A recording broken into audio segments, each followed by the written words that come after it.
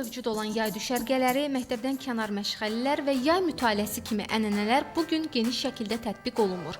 Nəticədə bir çox uşaq aylarla nəzarətsiz boş vaxt keçirir.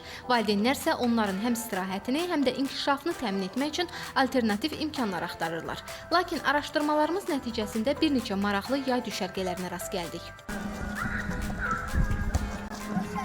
Düşərgələr adətən həftənin 5 günü təşkil olunur. Uşaqlar bu müddət ərzində hər səhər xüsusi servislərlə məkana gətirilir və axşam saat 5-ə qədər burada asudə vaxtlarını səmərəli keçirmək şansı əldə edirlər.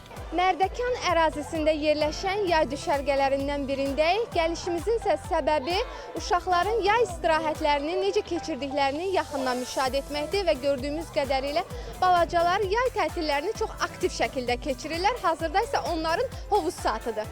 Hovuz saatı hər yaş qrupundan olan uşaqlar üçün ən sevimli əyləncə vaxtıdır. Yay düşərgələrdə 5-14 yaş arası uşaqlar götürülür. Əvvəlcədən valideynlər qiymət, menyu, proqram haqqında ətraflı məlumat alırlar və gün boyu bütün proqram gedişat, şəkil və video vasitəsilə valideynlərə ötürülür. Gün ərzində 3 dəfə qidalanmadır. Uşaqların proqramda aktiv şəkildə iştirakı və ən əsas da məqsədimiz onların telefondan, ekranlardan uzaq, sosial mühitdə formalaşması və dərs prosesinə daha adaptiv şəkildə burada çıxış etmələridir. Məktəblər üçün müxtəlif oyunlar təşkil olunur. Komanda ilə işləmək bacarığı formalaşdırılır. Texnologiya əsrində belə tədbirlərin təşkili uşaq və yeniyetmələrin sosiallaşması üçün də mühüm əhəmiyyət kəsb edir.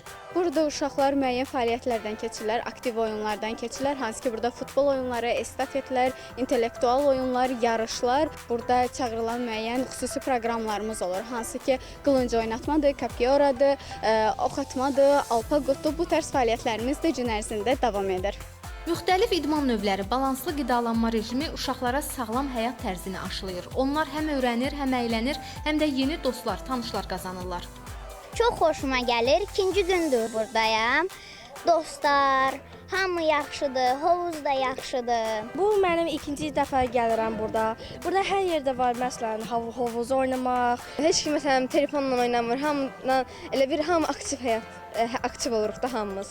Yay düşərgələri məktəblilərin asudə vaxtının səmərəli təşkilinə hesablanıb. Məqsəd isə uşaqların zehni, sosial və fiziki hazırlığının artırılmasıdır.